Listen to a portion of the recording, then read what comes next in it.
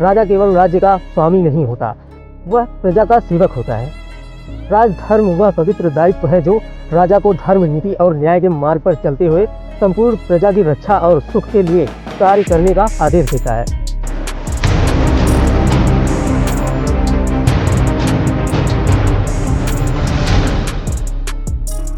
नमस्कार दोस्तों, स्वागत है आपका एक बार फिर से हमारे चैनल पर। आज हम आपके लिए लाए हैं अग्नि पुराण की वो दिव्य कहानी जिसमें बताया गया है कि एक राजा का धर्म क्या होता है, शासन कैसे चलाया जाए, न्याय कैसे किया जाए और कर यानी टैक्स व्यवस्था किस प्रकार होनी चाहिए। ये केवल एक पुराण कहानी नहीं बल्कि एक संपूर्ण राजनीतिक और सामाजिक संविधान है, सनातन काल से चला आ रहा। राजधर्म की परिभाषा। अग्नि पुराण में अग्निदेव मुनि वशिष्ठ से कहते हैं, राजा केवल राज्य का स्वामी नहीं होता, वह प्रजा का सेवक होता है। राजधर्म वह पवित्र दायित्व है जो राजा को धर्म, नीति और न्याय के मार्ग पर चलते हुए संपूर्ण प्रजा की रक्षा और सुख के लिए कार्य करने का आदेश देता है। राजा के 10 प्रमुख कर्तव्य। पहला, धर्म की स्थापना। दूसरा, प्रजा की सुरक्षा। तीसरा, अपराध का दमन। चौथा, विद्वानों और ब्राह्मणों का सम्मान। पांचवा, निर्धनों की सहायता। छठवां, न्याय के लिए तत्परता। सातवां, कर की व्यवस्था। आठवां, सेना का गठन। नौवां, सीमाओं की रक्षा। 10वां, आत्म संयम और नीति का पालन। विशेष निर्देश। राजा को स्वार्थ, मोह, लोभ, काम, क्रोध से मुक्त होना चाहिए। यदि वह भोगों में लुप्त हो जाए तो राज भ्रष्ट हो जाता है।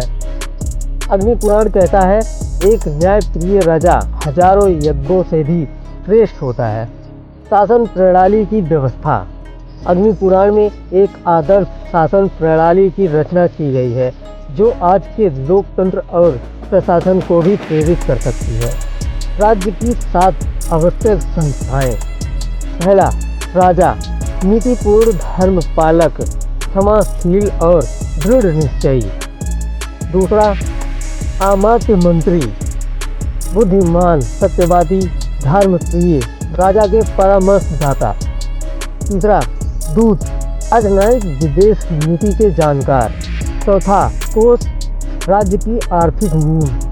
पांचवा, दंड नीति, अपराधियों को दंड देने वाली व्यवस्था। छठा, जनपद, आम जनता और उसका कल्याण। सातवां, मित्र, सहयोगी राष्ट्र या असहयोगी शक्तियाँ। मंत्री परिषद का गठन।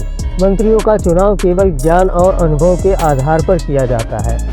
राजा को हर निर्णय मंत्रियों से परामर्श करके लेना चाहिए, लेकिन अंतिम निर्णय उसका स्वयं का होता है। सेना की व्यवस्था। राजा को 4 प्रकार की सेनाएं रखनी चाहिए: पैदल, घुड़सवार, रथ और हाथी। सेना को धर्मपूर्वक प्रशिक्षित करना चाहिए और केवल धर्म युद्ध के लिए ही उपयोग में लाना चाहिए। सार्वजनिक नीति। प्रजा की भलाई, सड़कों, कुओं, मंदिरों और आश्रमों का निर्माण, रोगियों की चिकित्सा आदि राज्य की जिम्मेदारी है। न्याय व्यवस्था। अग्नि पुराण कहता है, जहाँ न्याय होता है वहीं धर्म निवास करता है। न्यायाधीश और उनकी भूमिका। राजा स्वयं सर्वोच्च न्यायाधीश होता है। उसके अधीन न्याय सभा होती है जिसमें योग्य ब्राह्मण, ज्ञानी और तटस्थ व्यक्ति होते हैं। निर्णय वेद, स्मृति, पुराण और नीति शास्त्र के अनुसार होता है। 12 प्रकार के प्रमुख अपराध। पहला, हत्या। दूसरा, चोरी। तीसरा, झूठी गवाही। चौथा, व्यभिचार।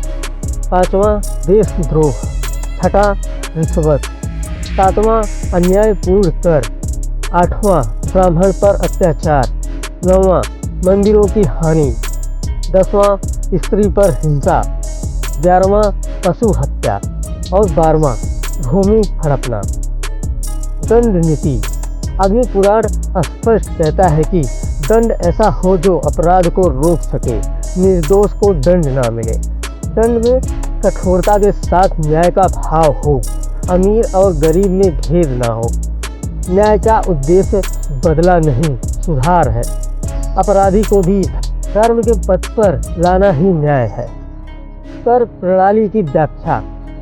अग्निपुराण एक सुनियोजित और नैतिक कर प्रणाली का वर्णन करता है जो आधुनिक टैक्स सिस्टम से बहुत पहले से मौजूद थी।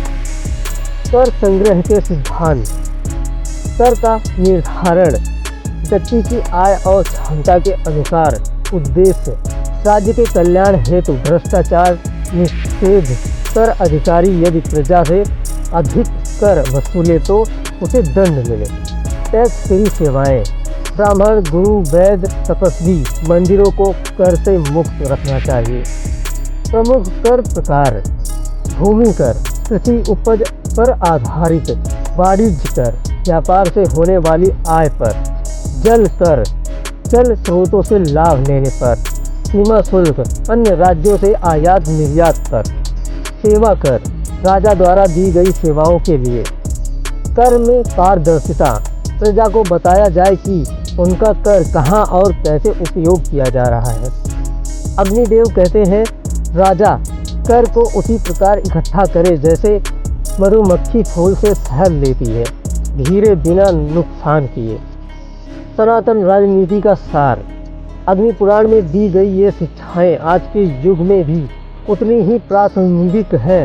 एक आदर्श राजा वह है जो प्रजा को भय मुक्त और सुखी बनाए, न्याय को सर्वोपरि रखे, कर संग्रह को धर्म के अनुसार संचालित करें, अपनी शक्ति का उपयोग सेवा के लिए करें। यही वह मार्ग है जिससे राम राज्य की स्थापना होती है। प्रिय साथियों, अग्निपुराण के इन अध्यायों से हमें न केवल राजनीति और शासन की सीख मिलती है बल्कि यह भी समझ आता है कि एक सच्चा नेता वह है जो अपने स्वार्थ को त्याग कर समाज के कल्याण में लगे।